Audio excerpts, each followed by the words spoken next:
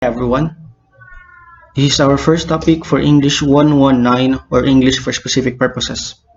You are to overlook the characteristics, branches, issues of ESP as an applied linguistics and as a field of teaching English as a second language.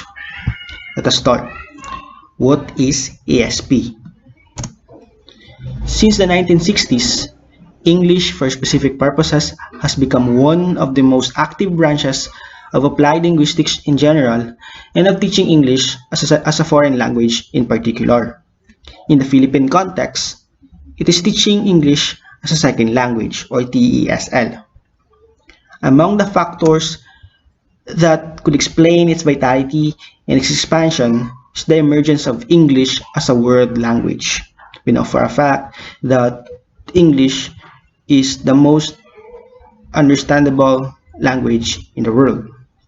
For this reason, the necessity to cope with the different teaching situations and needs that such a position bring about, such necessity implies an understanding of its development, types, and the different teaching concepts of ESP. Mackay and Mountford, 1978, state that ESP is generally used to refer to the teaching of English for a clearly utilitarian purpose. So that is to say that English should be taught to achieve specific language skills using real situations in a manner that allows them to use English in their future profession or to comprehend English discourse related to their area of specialty. So we know for a fact that you are English majors and you are soon to be teachers, and that is ESP for you. For you, the specific purpose of English is to teach and to do other things related to teaching. Robinson, 1991, believes that generally students study English not because they are interested in the English language or English culture as such, but because they need English for study or work purposes. Diba there are reasons, there are some people study English because they want to work abroad, because there are in abroad is greener pastures, and that is why the students study English nowadays. According to Bastortman, 2006, in ESP, language is learned not for its own sake or for the sake of gaining a general education, but to smooth the path to entry or greater linguistic efficiency in academic, professional, or workplace environments. This denotes that the role of ESP is to help language learners to build up the needed abilities in order to use them in a specific field of inquiry, occupation, or workplace. ESP is a relatively new discipline with applied linguistics that bids a new learner-centered approach to English language teaching, whose methodology is based on the specific needs of the learner. Kennedy and Bolitho, 1984, point out that ESP is based on an investigation of the purposes of the learner and the set of the communicative needs arising from these purposes. So, designing an ESP course is a process. It is an investigation of what particular or what specific field does the learner where will the learner use the language. That is what ESP is pointing out. If there's an ESP or English for specific purposes, there's also EGP or English for general purposes. So what are the differences?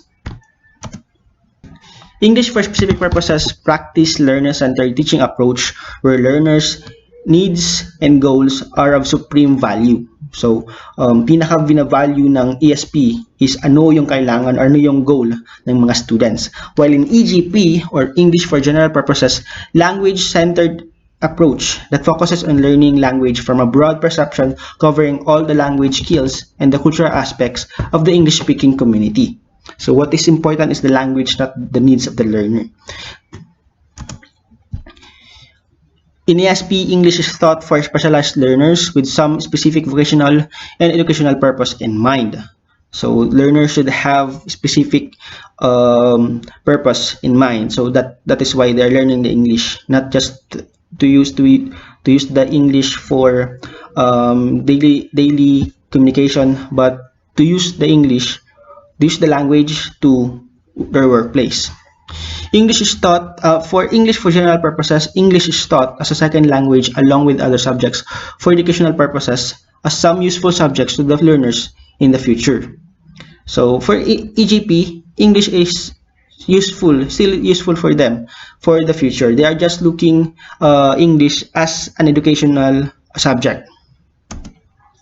ESP learners are mainly adult with certain degree of awareness concerning their language needs. So ESP is on the field of college students, not anymore in high school or elementary, because high school and elementary English is for EGP, which EGP provided to pupils as compulsory module at schools.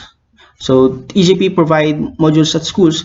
The unique purpose is to succeed in the examination. So the unique purpose of EGP or of English on high schools and elementary is to succeed examinations. English for specific purposes aims to speed learners and direct them through to unknown destination in order to reach specific objectives. While English for general purposes is from a definite point to an unspecified one. So ESP is more of inductive from the specific objective to their workplace, while EGP is more of deductive from a definite point to an unspecified one. English for specific purposes is a more of training to develop restricted competence. Restricted meaning ito lang, dito lang mag-focus ang isang learner sa dito lamang sa goal na ito. While English for general purposes is a more of education, development of general capacity. So in general lang inaayos ng EGP. So as we can see in the screen are illustrations to further explain or to further visualize the difference of ESP and EGP. As we can see, language kasi is very broad, that is why hinati-hati. And kung ano, in ESP is yung shaded lamang na specify na kailangan ng learner ang ibibigay sa learner. While in EGP, walang shaded part and lahat, buong language ang ibibigay dapat sa learner. That is for EGP. English for specific purposes needs analysis determines which language skills are most needed by the students. For example, speaking skill to tourist guides. So there's a needs analysis first before designing an ESP course. For example, you are to teach tourism, and that is the very need of tourism class is speaking skill. While in EGP, all the 4 language macro skills is important. They are equally addressed. So this is the branches of ESP. So from learning communication, which is the very root of the ESP3, it went up to language teaching, then to English language teaching. Kasi nga, very specific, the language we are to teach is English. And another 3 branches, English as a mother tongue, particularly to those countries whose mother tongue or first language is English already, English as a foreign language, and English as a second language. To Philippines, English is our second language, not a foreign language. Although hindi siya pang second because we have, diba, our first language is Bicol, next is Tagalog or Filipino. But English, the meaning of second language is not mainly it is a second, but it is the second language. Hindi lamang ang ibig sabihin nito ay pangalawa siya. Opo. English as a foreign language is also divided from general English to English for specific purposes. We have already addressed the difference of ESP and EGP, and we point out that EGP is for primary, secondary, and for some time there are English courses, English subjects for tertiary that just cover EGP or in general English. While in ESP there are many branches. There is English for Science and Technology or EST, English for Business and Economics, English for Social Sciences. These 3 are the main courses, di ba, na nakikita natin sa mga colleges or sa universities. So, they are all divided to EAP and EOP, or English for academic purposes or English for occupational purposes. Lahat ng courses or all courses ay divided into another two branches. Lessons in any courses have English for academic purposes or English for occupational purposes. So let us also identify the differences of EAP and EOP. EAP, or English for academic purposes, is applied for common core elements, also known as study skills: writing academic texts, taking notes and observations, listening to formal academic discourses, and making presentations. So this is more of the English is being used in just the school itself, just inside the university or just inside the school. You are doing recitation, you are using the language to recite or to complete a requirement. That is your EIP. While English for occupational purposes is a training. It trains individual to perform on the job using English to communicate. So English in EOP is already being used to your occupation. So if you are, let us say, scientists are using the English to write a scientific report, that is their EOP if they are already practicing the field. So let us first stop and do your self-assessment activity 2. So pause for a while, pause this video for a while and continue working with your self-assessment activity 2. So yeah, let us continue. Issues in ESP course design. So the following are issues concerning the designing of an ESP course, because nga ESP course designing is a process and may mga issue na kailangan i-address on ESP course designing. Varieties of language. The term variety refers to the registers of language use, such as English in banking, English in medicine, English in academic settings, and everyday English conversation. According to Blur and Blur 1986, there are two perspectives on the term language for specific purposes. One is that a specific purpose language is based on and extends from a basic core of general language, or the common core plus, and the second is that all language exists as one variety or another, and that there is no basic core or general purpose language. To discuss the common core plus. It can be argued that there is a common core of general language that is drawn in all areas of life and work. Let us put it this way. Variety 1 could be education, English for education or English for teaching. Variety 2 is English for engineering. Variety 3 is English for nursing. So what is in between that, or that portion with shades, is the commonalities of these three varieties. This can also be referred to as basic language.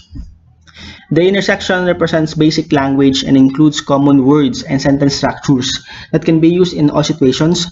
The common core is represented as a general pool of language of high frequency items that predominates all uses of language. So this is all high frequency items, or yung sabihin natin na na words na palaging ginagamit, or sentence structures na parehong ginagamit, palaging ginagamit sa tatlong field na ito, na yung example ko nga na itong sentence structure na ito ay pwedeng ginagamit sa English for teaching, also in English for engineering, and also English for nursing. So that is the yun yung nasa loob ng basic language. That is the basic language. The next perspective on variety of language is English is all language is specific purpose. The second perspective is that there is no common core of language pre-existing to varieties. The core is rather an essential part of any one of the innumerable varieties of the language. In short, basic language is what is present in all varieties of English where the varieties overlap. So, all language, all varieties, English for teaching, English for engineering, or English for nursing, is itself a specific purpose. There's no variety-less English or there's no general English according to Blur and Blur. There's just all language is specific purpose. Set of issues concerns needs analysis.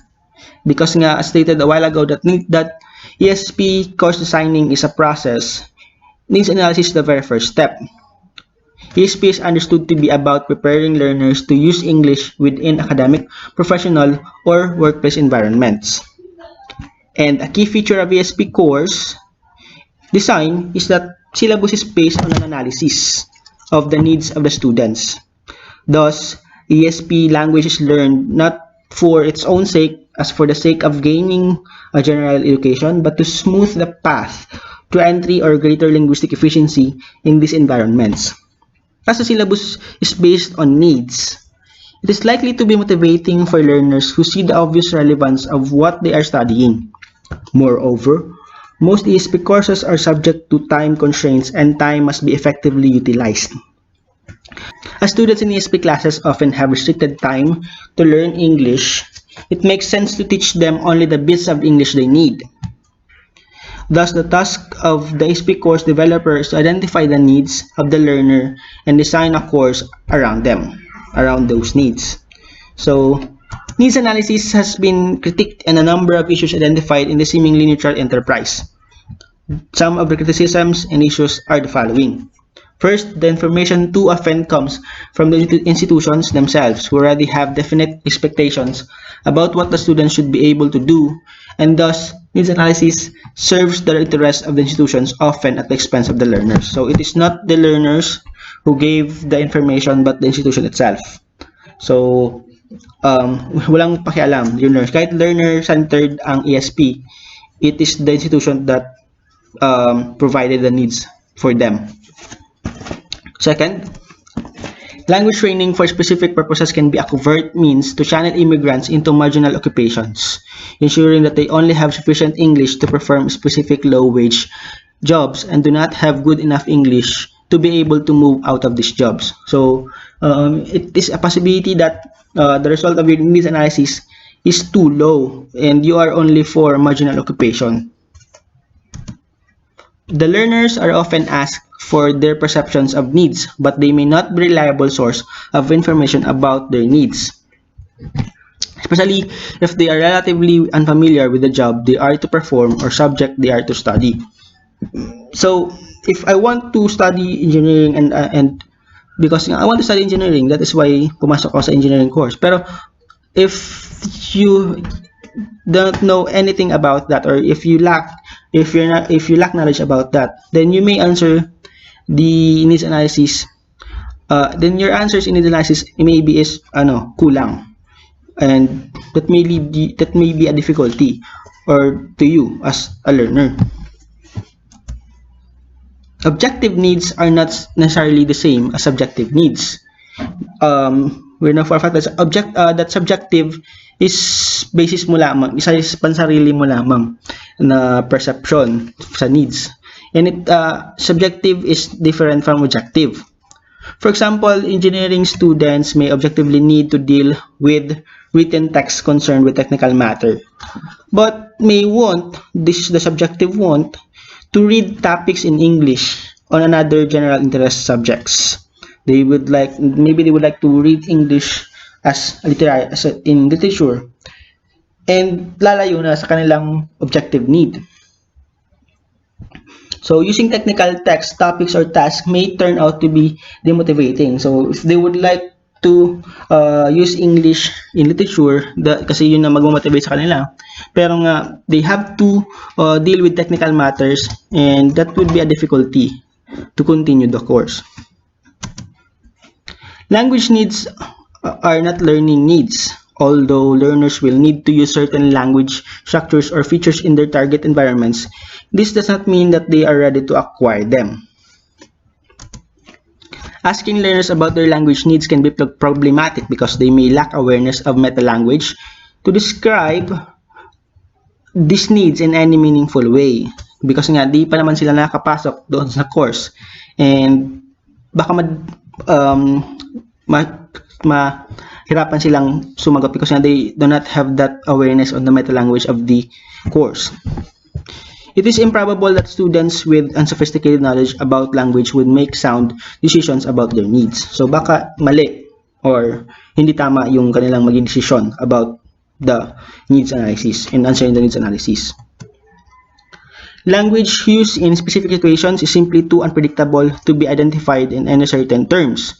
ESP has sometimes produced a rigid view of language needs and failed to take account of the variation of language use that exists in any target situation. A striking example of rigid approach to analysis of language needs is seen in Moon-based communicative needs processor. This approach involved the attempt to identify not only the English language functions that would be needed for example, by a waiter working in a Spanish tourist resort, but also the actual linguistic formula for realizing these functions. Needs vary, and the needs analyst has to decide whose perspectives to take into account in designing ESP courses or synthesize divergent perspectives. So, paano titingnan ng needs analysis ang iba-ibang perspective ng mga sumagot sa needs analysis? Course designs on needs analysis may lead to language training rather than language education. Learners are trained to perform a restricted repertoire of the language rather than develop underlying linguistics competence of the language because they are deprived of the generative basis of language. And that may be a difficulty because we also need to study those that are not into our specific needs, and those are those that are in the generative basis of language. Needs analysis is a means of fitting outsiders into the communicative practices of linguistically privileged in groups. Needs analysis purports to be a neutral enterprise, but in fact is often used by institutions to get others to conform to established communicative practices.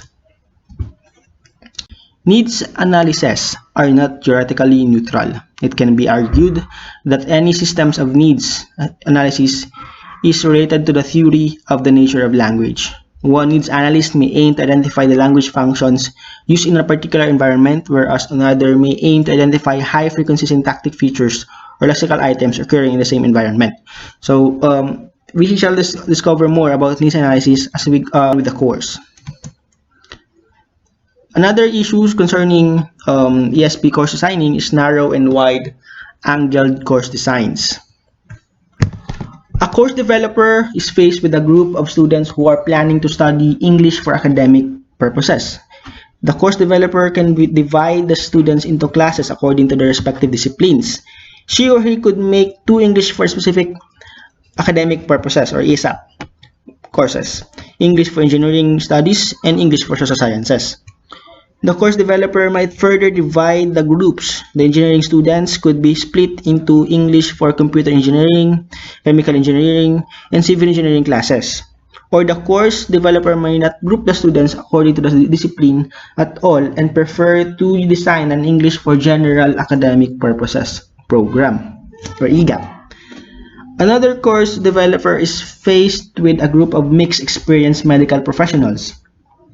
Should the developer divide them into subdisciplines, nurses, doctors, and medical technicians, or simply split them up into proficiency levels and focus on general medical English rather than English for doctors, English for nursing, and English for medical technology?